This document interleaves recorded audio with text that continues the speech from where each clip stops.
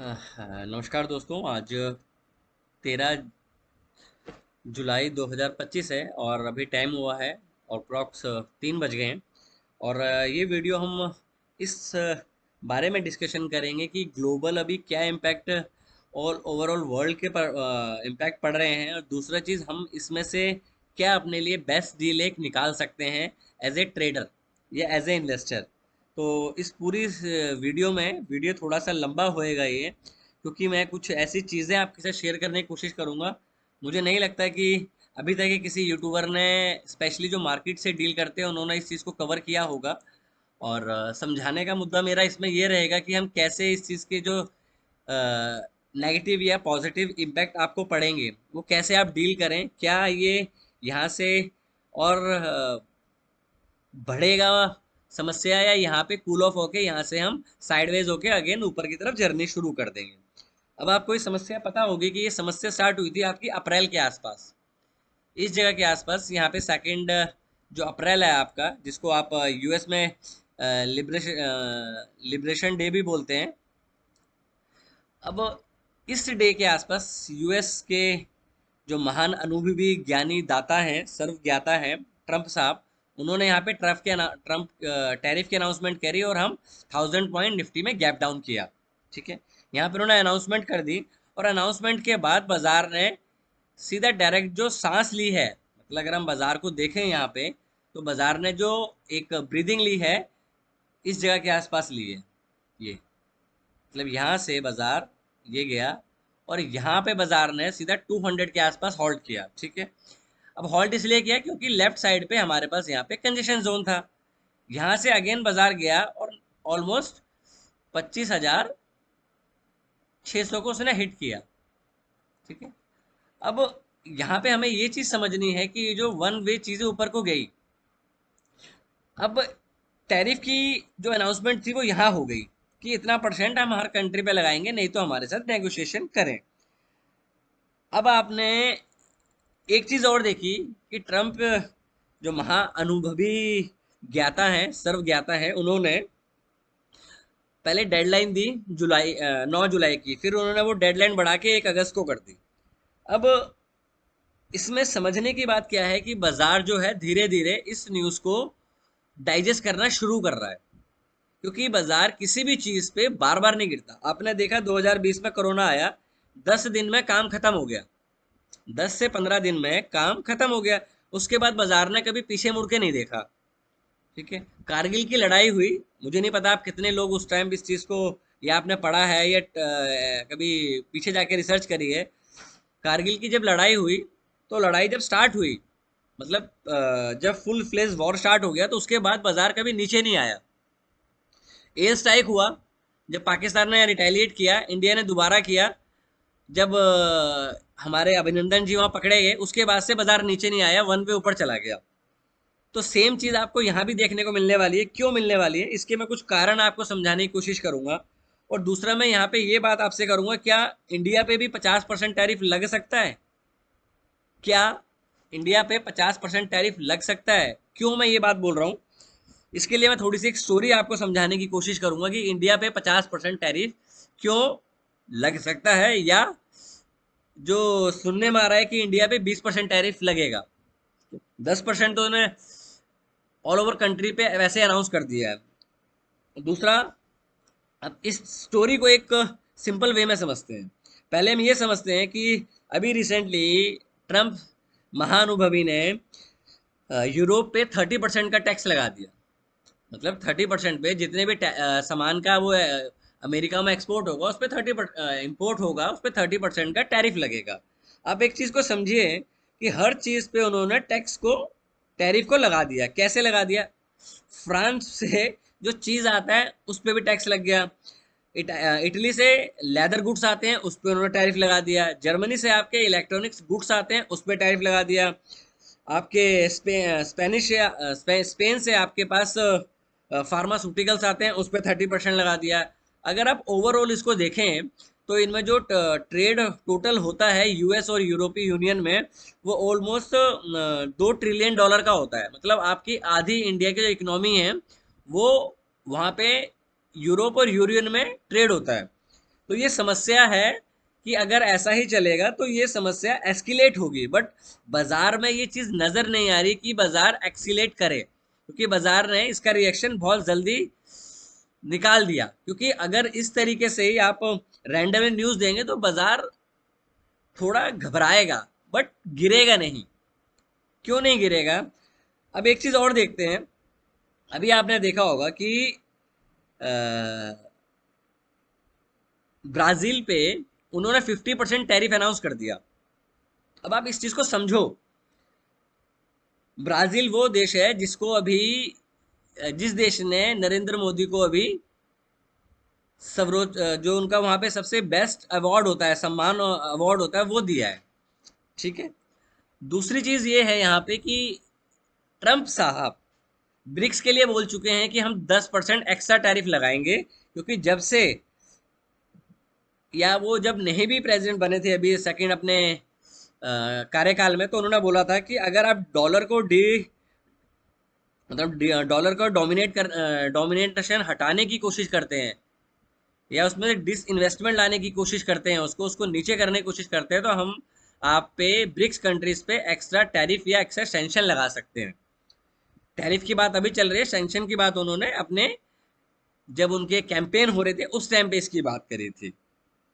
अगर देखो ब्राजील पे क्यों लगाया गया है, अब ब्रिक्स में 5 कंट्रीज हैं और उसको एक्सपेंशन की बात कर रहे हैं। ब्रिक्स अभी क्या है? ब्राजील, रशिया, इंडिया, चाइना और साउथ अफ्रीका। अब इन पांचों कंट्रीज में इंडिया ही एक ऐसी कंट्री बची है जिसपे अभी तक 10% का टैरिफ है।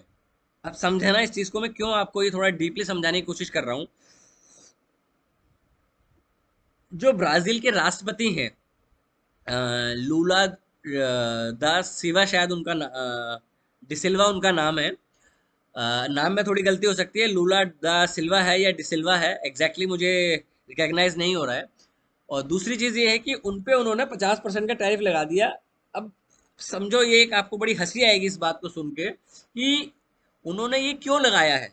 इसलिए ये एक उन्होंने टैरिफ लगाया है कि उनको ये लगता है कि जो इनसे पहले के राष्ट्रपति थे ब्राजील के, ये टैरिफ की वजह, ये या करंट डेफिशिएट की वजह से इन पे टैरिफ नहीं लगा, क्योंकि ब्राजील जो है वो अमेरिका से माल ज्यादा खरीदता है, ना कि ब्राजील अमेरिका को ज्यादा भेजता है।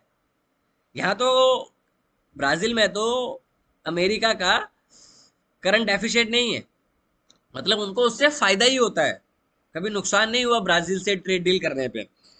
अब उनका मुद्दा ये है, स्पेशली उन्होंने ऑर्डर पास किया है।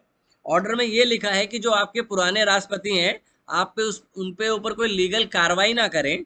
अगर आप उन पे लीगल कार्रवाई करते हैं तो हम आप पे 50% टैरिफ लगाएंगे। मतलब आप ये देखिए कि एक वर्ल्ड पावर देश अपनी पावर को धीरे धीरे कैसे मिसयूज करने की तरफ जा रहा है। अब यही चीज क्या इंडिया पे इम्प्लीमेंट हो सकती है? इसको एक 2 मिनट बाद समझते हैं। क्यों मैं ये बात कर रहा हूँ? क्या इंडिया पे 20 लगेगा, या 10 ही रहेगा, या 50% टैरिफ लगेगा? दूसरी चीज यहाँ पे ये है कि उन्होंने उन पे बोला कि हम आप पे 50% टैरिफ लगाएंगे। अब वहां से उनका जवाब आता है, क्रॉस वहां से रिटालिएट आता है कि आप हम पे 50% लगाएंगे तो हम भी आप पे 50% लगाएंगे। और हम अपने, जैसे आप अमेरिका को बेस्ट बनाना चाहते हैं, ब्राजील भी अपनी, ब्राजील के राष्ट्रपति ने कहा कि हम अपनी कंट्री को और अपने लोगों को बेस्ट बनाना चाहते हैं। तो अगर आप हम पे 50% लगाएंगे तो हम भी आप पे 50% टैरिफ लगा देंगे। अब देखिए होता क्या है कि ब्राजील बेसिकली क्या, किस देश को करता है? ब्राजील में सबसे ज्यादा जो एक्सपोर्ट करता है ब्राजील अमेरिका को, वो कॉफी करता है। अमेरिका में जो कॉफी की कंजम्पशन है वो ऑलमोस्ट 80 to 85% है, जो कि ब्राजील से इंपोर्ट होती है। अगर ब्राजील से इंपोर्ट होती है तो वहां पे जो लोगों की जो कॉफी पीते हैं, या 90% जो लोग, 85% जो कॉफी पीते हैं, उनकी जो कॉफी की कॉस्ट है वो बढ़ जाएगी। और ब्राजील का सीधा कहना है कि हम आपसे डील नहीं करेंगे और हम अपना अल्टरनेट ढूंढ लेंगे। क्यों? उनके पास अल्टरनेट कौन है? चाइना है। ठीक है, क्योंकि अमेरिका का अल्टरनेट चाइना ही है। दूसरी ब्राजील हो गया। साउथ अफ्रीका को भी आपने देखा कि कैसे उन्होंने अमेरिका में बुला के उनकी बेइज्जती करी। तीसरा आपने देखा रशिया से अमेरिका की क्या चल रहा है, 500% टैरिफ की बात कर रहे हैं कि जो उनसे ऑयल लेगा उसमें हम 500% लगाएंगे। चाइना से आपको पता ही है कि क्या उनका चल रहा है, उसमें जग जाहिर है, उसके बारे में कोई ऐसा मेन मुद्दा नहीं है जो आप लोगों को ना पता हो। अब पॉइंट ये है, क्या अमेरिका ये पॉइंट इस बात पे टैरिफ लगा सकता है कि आप पाकिस्तान से बात करो और चीन के मुद्दे पे, सॉरी, कश्मीर के मुद्दे पे, या और कोई ऐसी बात वो डाल सकते हैं इसमें, क्योंकि अब ब्राजील पे जो टैरिफ लगा है वो लगा है कि उनकी इंटरनल पॉलिटिक्स में अमेरिका घुसने की कोशिश कर रहा है। जैसे अभी आपको याद होगा कि ट्रंप ने ये बात बोली थी कि मैं रेडी हूं इंडिया और पाकिस्तान की कश्मीर के मुद्दे को सॉल्व करने के लिए। क्या इस मुद्दे पे इंडिया पे भी वो 50% लगा सकता है? दूसरा, क्या वो, देखो ये सारी अजम्पशंस हैं, क्योंकि हम भी वेट कर रहे हैं क्या हमारे पे टैरिफ कितना लगता है। क्योंकि देखिए टैरिफ लगेगा, आपको पहले भी याद है, जब जब हमारे पे समस्या आई है हम उससे 4 गुना एक्स्ट्रा ऊपर खड़े हुए हैं। कारगिल की वॉर हुई, अमेरिका ने मना कर दिया अपने सैटेलाइट देने के लिए, हमने सैटेलाइट पे काम शुरू कर दिया और हमने बना ली। ठीक है,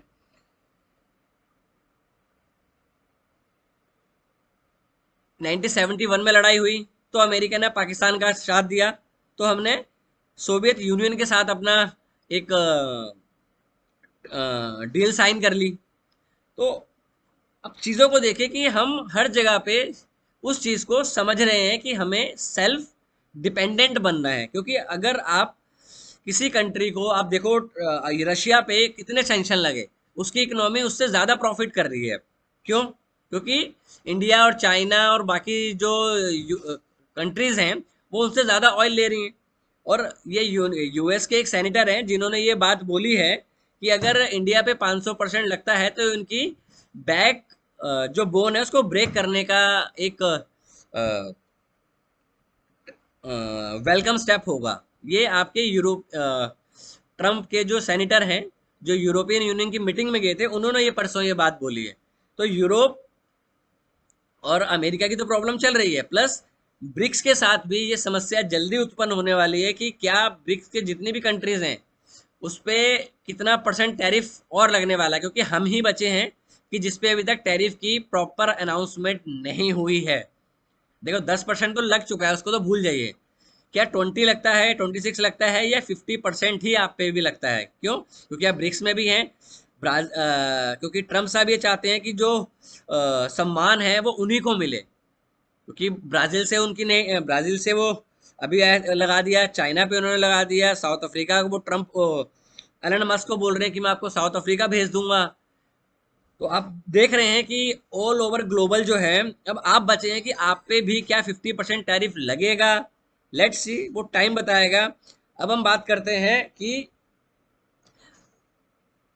निफ्टी पे क्या इसका इम्पैक्ट होगा। निफ्टी के इम्पैक्ट से पहले एक बार हम गोल्ड डॉलर का चार्ट देखते हैं और गोल्ड का चार्ट देखते हैं। पहले हम गोल्ड की बात करते हैं। डेली का चार्ट है गोल्ड का, आपने लाइफ टाइम हाई बनाया, उसके बाद बाजार में करेक्शन आई, तो गोल्ड ने यहाँ पे मतलब जब बाजार में करेक्शन आना शुरू हुई तो गोल्ड ने दोबारा से यहाँ पे साइडवेज होना शुरू कर दिया। तो गोल्ड में करेक्शन कहाँ पे आई है? आप ये देखेंगे, ए, ये आई गोल्ड में करेक्शन, ठीक है, ऊपर गया, दोबारा गया, इस ट्रेंड लाइन को उसने यहाँ भी सपोर्ट किया, यहाँ भी किया, और अब यहाँ भी कर रहा है, और अब ये 20 से दोबारा ऊपर जाने की तरफ जा रहा है। बिकॉज क्यों? जो उसने 30% जो टैरिफ लगाने की बात करी है यूरोपीय यूनियन पे, ठीक है। दूसरी चीज जो ब्राजील पे वो कह रहा है, ब्राजील की बात होगी मतलब ब्रिक्स भी कंसीडरेशन में आएगा। तो माइट भी चांस कि वो 500% लगता है या 50% टैरिफ लगता है। अब यहाँ पे एक कंसोलिडेशन कर रहा है गोल्ड। अब अगर गोल्ड में ऊपर जाएगा, मतलब अगर आपकी एसेट्स क्लास अगर ऊपर जाएगी, तो इसका जो नेगेटिव इम्पैक्ट होता है वो इक्विटी पे होता है। मतलब इक्विटी बोलने का मतलब यहाँ पे हुआ कि जो सेफर एसेट्स होती हैं, जैसे गोल्ड हो गया, बॉन्ड यील्ड हो गई, डॉलर हो गया, अब ये चीजें ऊपर की तरफ चलना शुरू हो रही हैं। मैं आपको भी बॉन्ड यील्ड का भी चार्ट दिखाऊंगा, डॉलर इंडेक्स का भी चार्ट दिखाऊंगा कि डॉलर में क्या चल रहा है और बॉन्ड यील्ड में भी क्या चल रहा है। तो ये सारी चीजें भी आपको धीरे धीरे स्टेप बाय स्टेप चीजें क्लियर होंगी। पहले मैंने आपको बॉन्ड गोल्ड का चार्ट इसलिए दिखाया कि अब देखिए कि इसमें यहाँ पे सपोर्ट लेना शुरू हो रहा है ये। तो गोल्ड के ETFs हैं, आप उसमें इजीली अपना एक SIP स्टार्ट कर सकते हैं। आप कोई भी ETF ले सकते हैं, गोल्ड का, सिल्वर का, वो आपके ऊपर है, पर ट्रेड लेने से पहले अपने फाइनेंशियल एडवाइजर से जरूर एक बार परामर्श करें। अब हम दूसरा चार्ट देखते हैं एक बारी बॉन्ड यील्ड का। पहले गोल्ड का देखते हैं, उसका डॉलर इंडेक्स का देखते हैं। आपका डॉलर इंडेक्स आ गया, ये रहा DX।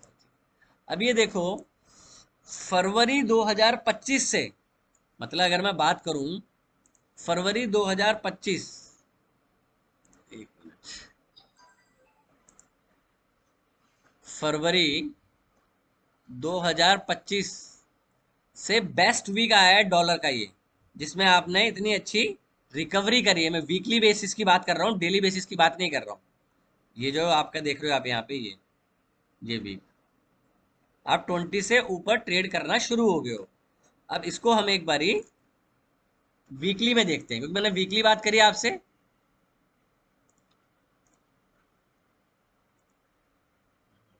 अब ये देखो, यहां से मैंने एक ट्रेंड लाइन बनाई थी पीछे भी,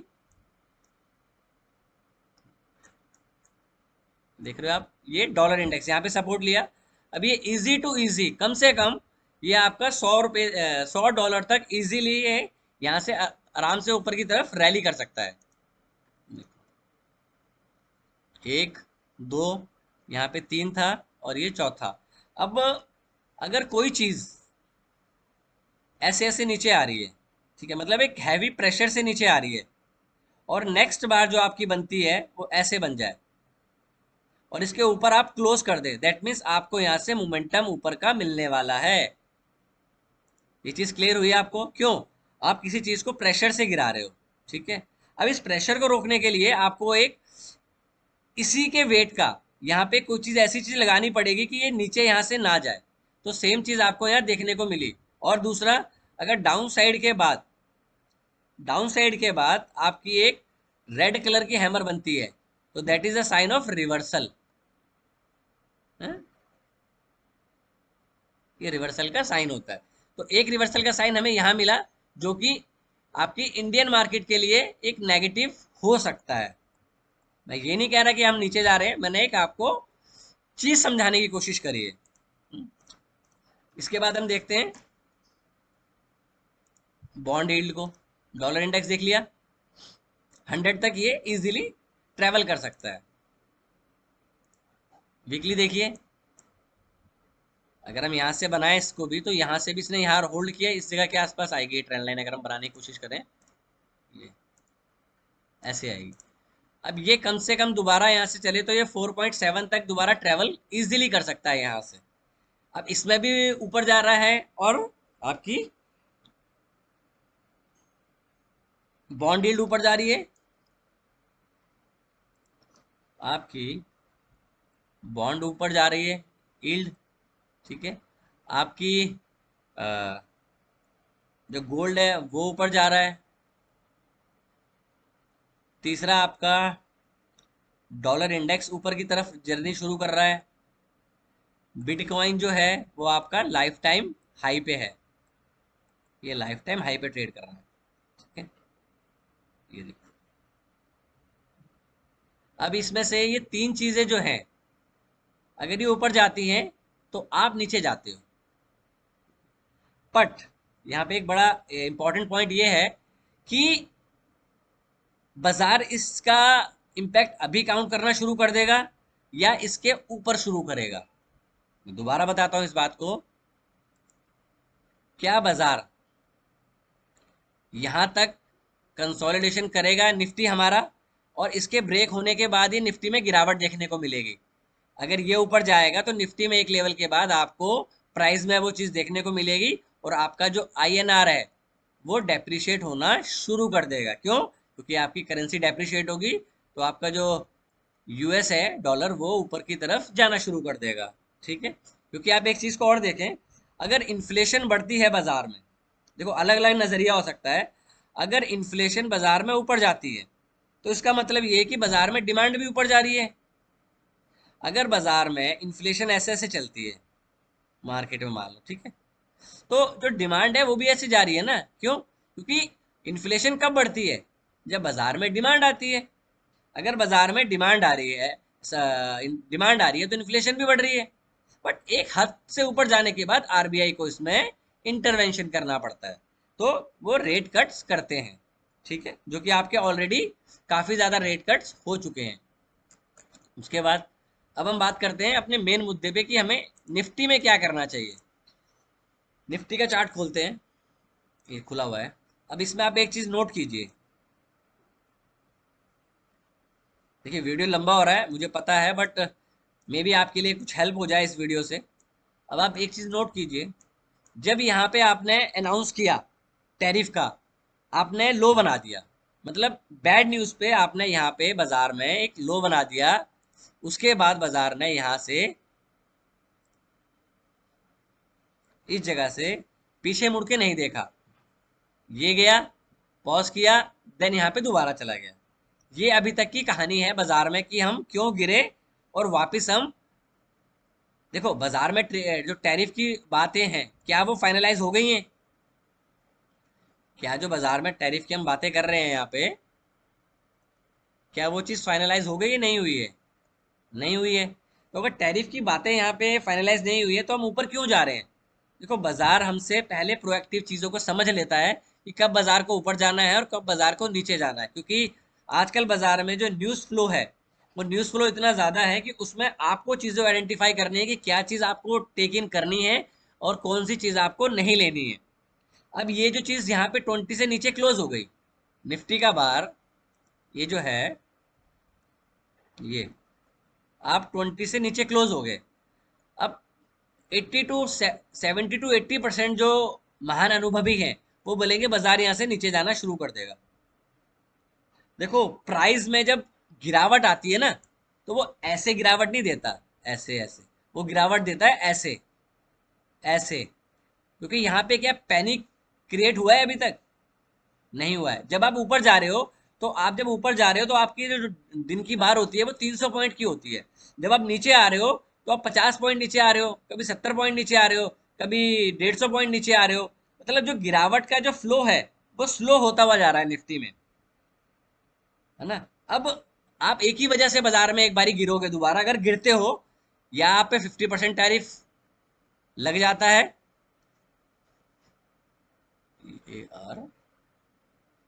ARIFF, क्या आप पे 50% टैरिफ लगता है या 10% ही रहता है? मेरे हिसाब से आप 20 तक जा सकते हो, बट इसको आप इग्नोर नहीं कर सकते क्योंकि ब्रिक्स का इंडिया पार्ट है, तो मे बी द रीजन कि इंडिया पे भी कहीं 20 से 50% के बीच में ना लगे। क्योंकि अगर 20 के आसपास लगता है तो बाजार ऊपर जाएगा, नीचे नहीं जाएगा। अगर 50% लगेगा तो नी जर्क रिएक्शन एक बारी के लिए आपको नीचे की तरफ देखने को मिलेगा। अब हम एक चीज और देखते हैं प्राइस बाजार में कि प्राइस में क्या हमें समझ में आ रहा है। ये डेली हो गया, एक बार हम पिवट्स खोलते हैं और पिवट्स में देखने की कोशिश करते हैं कि पिवट्स कैसे बने हैं। अब ये देखिए आपका मंथली पिवट है, ठीक है? आपका जो मंथली पिवट है वो ये है, और आप क्लोज कहाँ पे हुए हो? 25,149 के पास, ठीक है? मतलब आप पिवट से नीचे हो मंथली में, बट क्या आप ओवरसोल्ड हो? नहीं हो। क्यों ओवरसोल्ड होते? तो आप 24,770 पे होते। दैट मीन्स आप ओवरसोल्ड तो नहीं हो। ओवरसोल्ड का मतलब ये होता है कि आप छोटे टाइम फ्रेम में आपने बड़ी बड़ी बारें बना दी, नहीं बनाई। ओवरसोल्ड की एक डेफिनेशन होती है, हर टाइम फ्रेम पे अलग होती है। अगर ये मंथली चार्ट है, मैं इसको दोबारा बोलता हूँ, मंथली चार्ट में जो ओवरसोल्ड होगा वो इस लेवल पे होगा, मतलब 23,500 पे ओवरसोल्ड होगा, अगर ओवरसोल्ड होगा। फिलहाल ये ओवरसोल्ड नहीं है, ठीक है? बट हम पिवट से नीचे क्लोज हुए हैं, पहली चीज हमें ये अपने दिमाग में रखनी है। तो ये हमारा पहला साइन आ गया एक नेगेटिव का, ठीक है?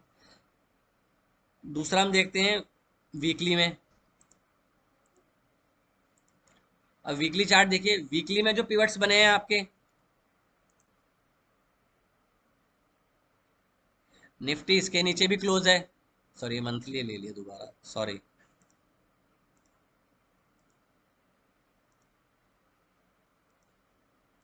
वीकली आ गया। अब वीकली में देखिए आप,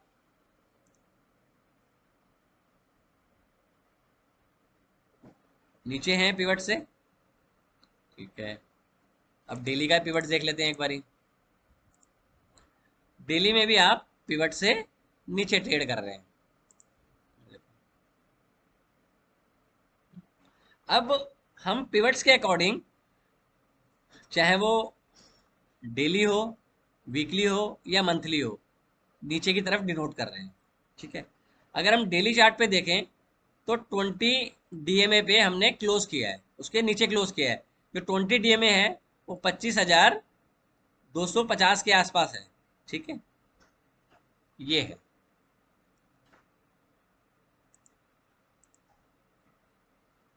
अब एक बार निफ्टी का चार्ट दोबारा खोलते हैं।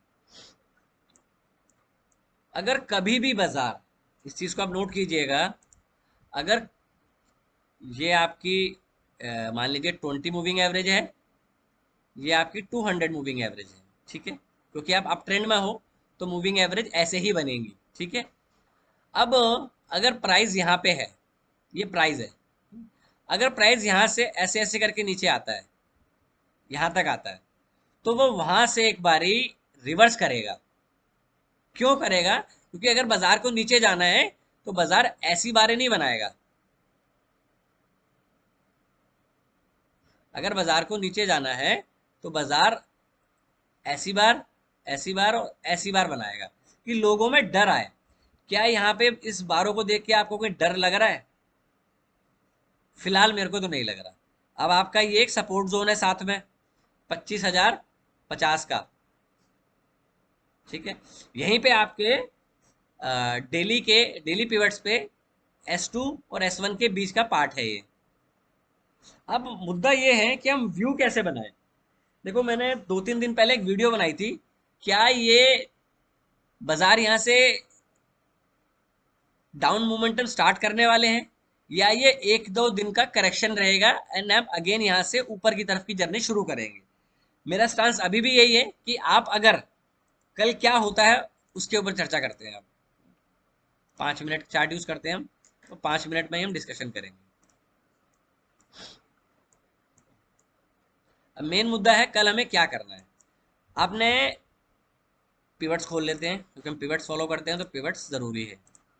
आपने यहाँ पे मिस पिवट किया, यहाँ आप पिवट से गिरे, ठीक है। अब कल के लिए बेस्ट ट्रेड क्या हो सकता है?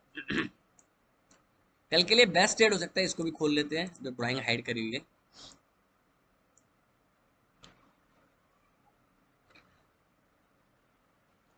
अब यहाँ पे हम पेन ओपन करेंगे दोबारा। अब एक चीज ये नोट कीजिए आप, आपने ये वर्टिकल डाउन साइड दी यहाँ पे, ठीक है। उसके बाद आपने पूरा दिन कंसोलिडेशन किया, मतलब ये जो लास्ट आपकी बार बनी है, ये वाली बड़ी बार, ये बार आपकी 11 बजे के आसपास बन गई है। उसके बाद बाजार में कोई डाउन साइड का अट्रैक्शन आपको नहीं मिला। अब फ्राइडे डाउन साइड क्लोज हुए हैं, और अगर आप 50 पॉइंट जो आपको गिफ्ट निफ्टी पॉजिटिव दिखा रहा है, अगर आप यहाँ पे भी खुलते हैं, अगर आप यहाँ पे भी खुलते हैं तो बेस्ट ट्रेड होगा कि पहले आप नीचे आए, S1 के आसपास जाएं और S1 से आप बाइंग करने की कोशिश करें। मैं दोबारा रिपीट करता हूं इस पॉइंट को। देखो, बाजार में क्या होगा कल, गैप अप, गैप डाउन या सेम लेवल पे ओपन, ठीक है। कल के लिए बेस्ट ट्रेड सेटअप क्या बनेगा कि आप गैप डाउन करें 25 इस जगह, आप गैप डाउन करें S1 के पास, आप गैप डाउन करें, कल के लिए बता रहा हूं, आप गैप डाउन करें, गैप डाउन करें आप S1 और S2 के बीच में, और वहां पे आप देखिए रिजेक्शन, क्योंकि जितनी डीपर करेक्शन होगी उतनी बड़ी आपको स्ट्रेंथ वाली रैली मिलेगी, जितनी बड़ी डीपर करेक्शन होगी उतनी बड़ी आपको रैली मिलेगी। क्यों? क्योंकि बाजार में, अभी मैं आपको इंडिविजुअली चार्ट सिखाने की कोशिश करूंगा और उसमें समझाऊंगा कि क्यों मैं बोल रहा हूं कि S1 और S2 पे अगर आपकी शॉर्ट पोजीशन है तो एक बारी के लिए आपको यहाँ पे अपना प्रॉफिट बुक करना चाहिए, ठीक है ना। क्यों मैं ये बात बोल रहा हूँ? क्योंकि बेस्ट ट्रेड क्या होगा कि बाजार यहाँ खुले, लो जाए, 50-100 पॉइंट मिले, डन, उसके बाद कुछ नहीं करना। अब यहाँ पे अगर बाजार ओपन होता है तो आपके पास जो इनके पास पोजीशन नहीं है, यहाँ पे फ्रेश शॉर्ट की रिकमेंडेशन नहीं होगी। डिपेंड ऑन कि बाजार आप कहाँ खुल रहे हो। आप डेली के हिसाब से S3 के पास बंद हुए हो, और क्योंकि प्रीवियस डे भी वाइट डे था, उसके बाद भी वाइट डे बना, तो तीनों दिन S3 पे जाना थोड़ा सा इम्पॉसिबल हो जाता है। देखो, बाजार जब गिरता है तो कोई सपोर्ट काम नहीं आती, जब बाजार ऊपर जाता है तो कोई रेसिस्टेंस काम नहीं आती। तो मुद्दा ये है यहाँ बोलने का कि जो कल का बेस्ट ट्रेड बनेगा, अगर कोई डिफेंसिव ट्रेडर है, तो यहाँ से लेके यहाँ तक नो ट्रेड जोन। देखो, मैं दो चीजें बोल रहा हूँ यहाँ पे। एक कि जो एग्रेसिव है वो इस जगह पे एंट्री कर सकता है, जो डिफेंसिव ट्रेडर है वो यहाँ पे पूरे में, ये जो मैंने ब्लैक एक बॉक्स बनाया है, ये यहाँ से ये चीज, ये और ये ब्लैक लाइन, मतलब 25,320 प्लस 25,200, मतलब अगर ये 120 पॉइंट से 100-150 पॉइंट की रेंज में खुलता है, तो ट्रेड अवॉइड करने में कोई परेशानी नहीं होनी चाहिए आप लोगों को। अगर इस रेंज के बीच में खुलता है तो ट्रेड अवॉइड करना ज्यादा बेटर है। क्यों? क्योंकि ये है ट्रैप जोन। यहाँ पे आपके चांसेस हो सकते हैं कि आप में कन्विक्शन नहीं आएगा। यहाँ खुलने के बाद बाजार नीचे भी आ सकता है, यहाँ खुलने के बाद बाजार ऊपर भी जा सकता है, तो यहाँ पे आपको एक कन्विक्शन का अभाव ज्यादा हो सकता है। इसीलिए मैं आपसे दोबारा बोल रहा हूँ कि सेफ ट्रेडिंग के पॉइंट ऑफ व्यू से ये ट्रेड अगर आप छोड़ देंगे तो कोई समस्या आपको बाजार में नहीं आने वाली। और एक बार इसको यहाँ पे,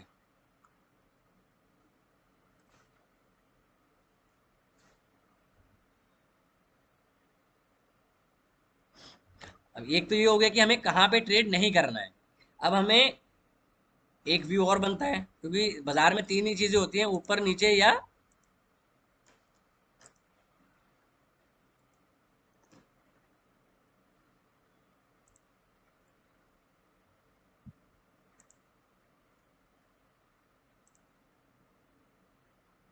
अगर बाजार यहाँ खुलता है और ये लो ब्रेक होता है फर्स्ट 5 मिनट का ही, keep stop loss here and short कर दीजिए। टारगेट होना चाहिए 25,050 और 25,010। ये दो टारगेट आपको इजीली मिल सकते हैं 20 to 30 मिनट्स के अंदर अंदर। एक चीज हो सकती है कि बाजार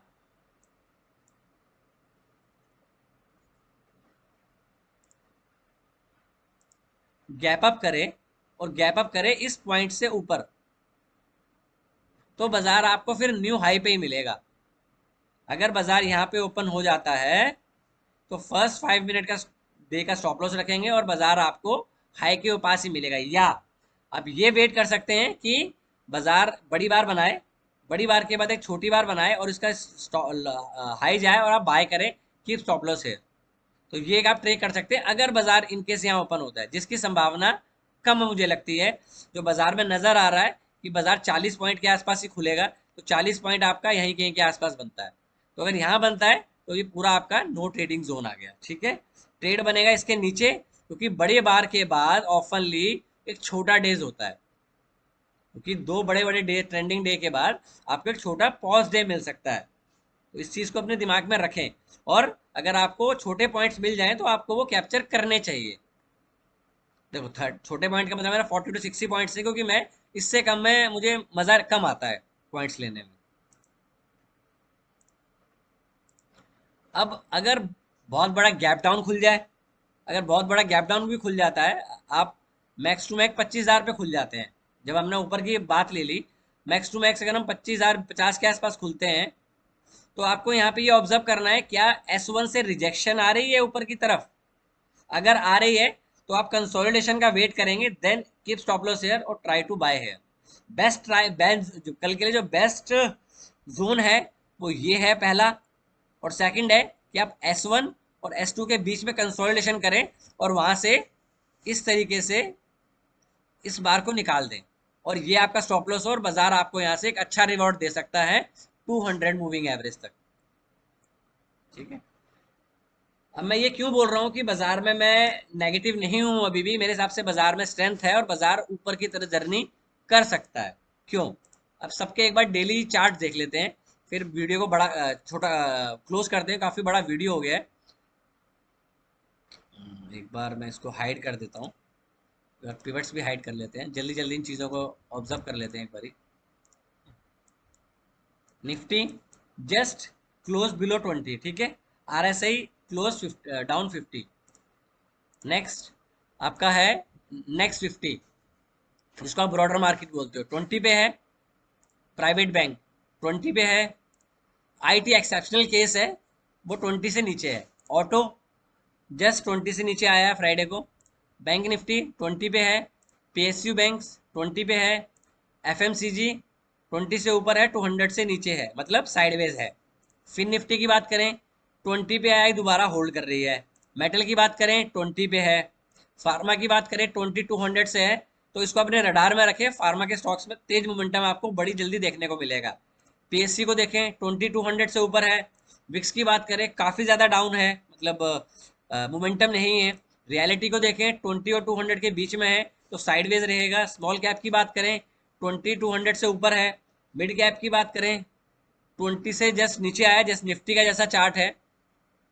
कॉमोडिटी की बात करें 20 से ऊपर। एनर्जी की बात करें 20 के आसपास। इंफ्रा की बात करें 20 के आसपास। तो अगर मैं हमने जितने भी ओवरऑल सेक्टर देखे हैं अभी, इन सेक्टर में से 2 या 3 सेक्टर ऐसे हैं जो 20 के नीचे हैं। बाकी ओवरऑल सारे जो सेक्टर्स है वो 20 से ऊपर ट्रेड कर रहे हैं, ठीक है।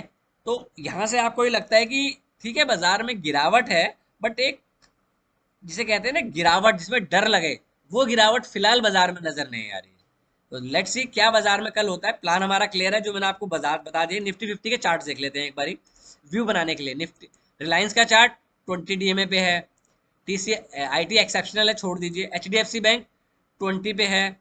इन्फोसिस एक्सेप्शनल है, बट TCS से ज़्यादा स्ट्रॉन्ग है, तो ये मुझे लगता है कि इसमें एक अच्छा अपसाइड आपको देखने को मिलेगा। SBI 20 से ऊपर है। ICICI बैंक हल्का सा 20 से नीचे है, बट जस्ट एक साइडवेज करेक्शन में, क्योंकि 200 से ऊपर है। कोटक बैंक 20 से ऊपर है। इंडसइंड बैंक 20 से ऊपर है, बट 200 से नीचे है, तो एक निजक रिएक्शन इसमें मिल सकता है। एक्सिस बैंक बीच में है, साइडवेज है। भारतीय एयरटेल कल इसमें 20 से नीचे क्लोज हुआ है, जिस लाइक रिलायंस निफ्टी। मारुति 20 से आसपास है। हीरो मोटोकॉर्प कल 20 से नीचे टूटा है। बजाज ऑटो इसमें वीकनेस आपको देखने को मिल रही है। महिंद्रा एंड महिंद्रा में भी कल आपका 20 से नीचे आया, बट 200 से ऊपर है। टाटा मोटर एक्सेप्शनल केस है, क्योंकि इसका जो मोस्टली जो बिजनेस आता है वो रेंज रोवर से आता है, और अमेरिका में आपको पता है कि रेंज रोवर और बाकी कंपनियों में, क्योंकि जो चाइना की कंपनी है ये उसकी सेल जो है वो ज़्यादा वहाँ पे बढ़ रही है, तो इस वजह से जो रेट्स के अकॉर्डिंग भी है, वो उसको नुकसान वहाँ पे देखने को मिल रहा है। क्योंकि टाटा मोटर में मोस्टली जो उसकी इनकम आती है वो यूरोप से ज़्यादा आती है, तो अगर यूरोप से आएगी और अमेरिका से आएगी, तो वहाँ पे ये प्रॉब्लम रहेगा ये sector, sorry share. Eicher motor की बात करें 20 पे है।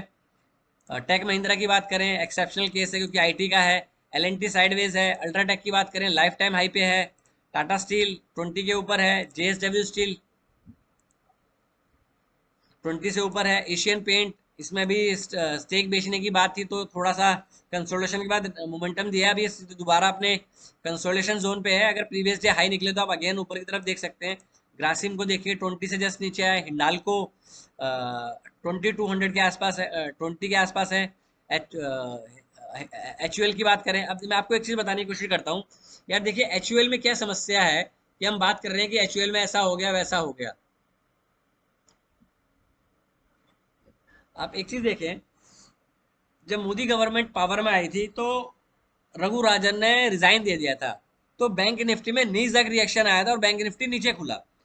तो हमारे पटेल साहब जी नए गवर्नर बने थे 1.5 से 2 साल के लिए, उन्होंने भी छोड़ दिया। क्या बैंक निफ्टी की सेहत पे कोई असर पड़ा? Bank Nifty life time high पे है आज। तो किसी के आने से किसी के जाने से एक नी जर्क रिएक्शन बाजार को पड़ता है। इससे आप सेंटीमेंट का बोल सकते हैं, बट इससे ग्रोथ बढ़ेगी, रेवेन्यू बढ़ेगा, that is time will tell. तो मतलब ठीक है, बाजार में एक चीज आ गई कि वो नई CEO आ गई बाजार में, अब बहुत कुछ चेंज हो जाएगा। अगर लोग खरीदेंगे ही नहीं, तो चेंज कहाँ से हो जाएगा? अभी आपने सुना होगा, इंडिया की जो नेट डायरेक्ट टैक्स है इस क्वार्टर की, वो 1.3 मतलब उसमें 1.3% गिरावट देखने को मिली है।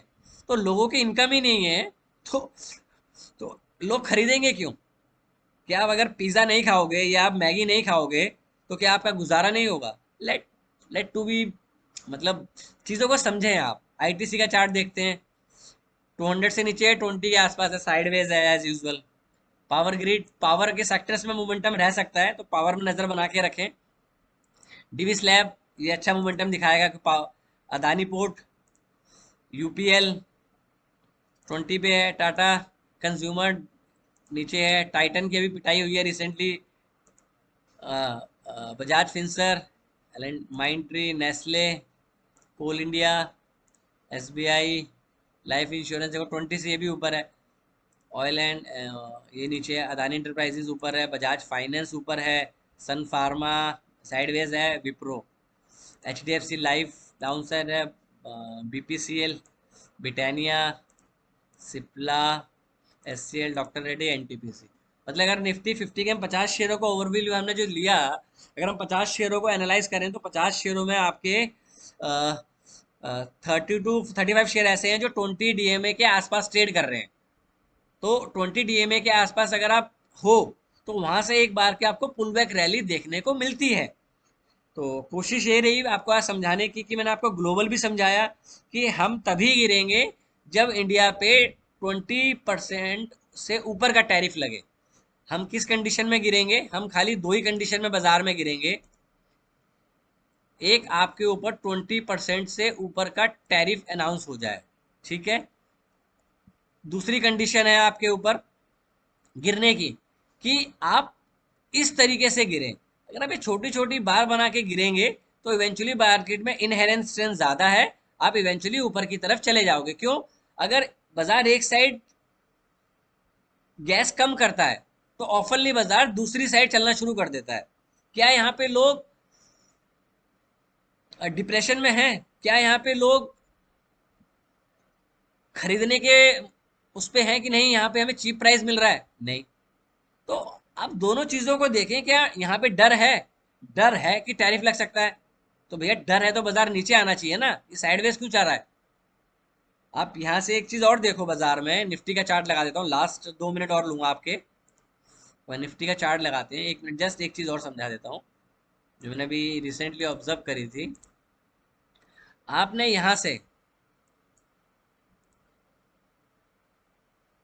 रैली करी बाजार में, यहाँ से यहाँ तक, ये। आप अभी तक 23% भी नीचे नहीं आए हो।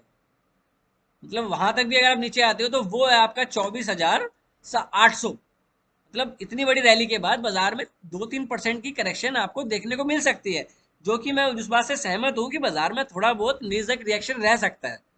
बट अगर आप ये चीज नोट करेंगे, 2 या 3 बार के बाद बाजार एक ग्रीन कैंडल बनाता है। अगर बाजार 2 या 3 रेड बार ग्रीन कैंडल बनाता है तो वो फोर्थ कैंडल जो है वो ऑफनली against the trend, against the colour बनाता है। तो सेम चीज यहाँ पॉसिबिलिटीज है। और दूसरी चीज, आप एक चीज और इसमें थोड़ा सा चेंज करें प्राइस को और समझें।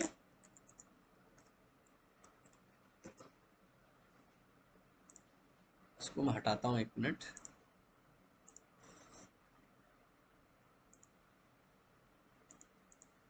बाजार ने यहां तक रैली करी, यहाँ कंसोलिडेशन किया, ठीक है। अब यहां से बाजार ने दोबारा रैली करी। अब अगर हम इस रैली को भी ऑन द ग्राउंड लें, ये चीज यहां से, कि हम नेक्स्ट सपोर्ट जोन देखेंगे ना कि कहां से बाजार ने मोमेंटम दिखाया है, तो यहां से दिखाया। तो यहां से अगर बाजार ने दिखाया तो आपका 50% होता है 25,800। तो देखो यहां से भी आप करेक्शन लो तो भी 25,800, यहां से भी करेक्शन लो तो भी 24,800, सॉरी। तो आप में 200 से 300 पॉइंट की गिरावट मैक्सिमम आपको बाजार में अगर मिलती है तो मिलेगी। मेरे हिसाब से बाजार यहीं पे कंसोलिडेशन करके ऊपर की यहाँ से जर्नी दोबारा स्टार्ट कर सकता है।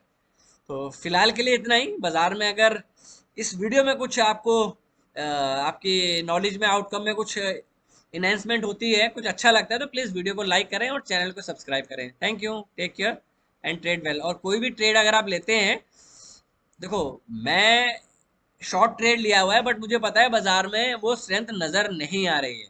तो मैं अपनी, मेरे को अगर 30 से 50 पॉइंट के बीच में मिलेंगे तो अपनी शॉर्ट पोजीशन काटने में कोई एतराज नहीं करूंगा। दूसरी चीज, अगर मुझे 30-40 पॉइंट का लॉस भी हुआ, अगर गैप अप के बाद चलता चला जाता है जिसकी संभावना कम है, तो भी मैं रेडी हूँ अपना लॉस बुक करने के लिए। तो फिलहाल के लिए इतना ही। Take care and trade well. कोई भी ट्रेड लें तो अपने वित्तीय सलाहकार से हमेशा परामर्श करें। Thank you and trade well.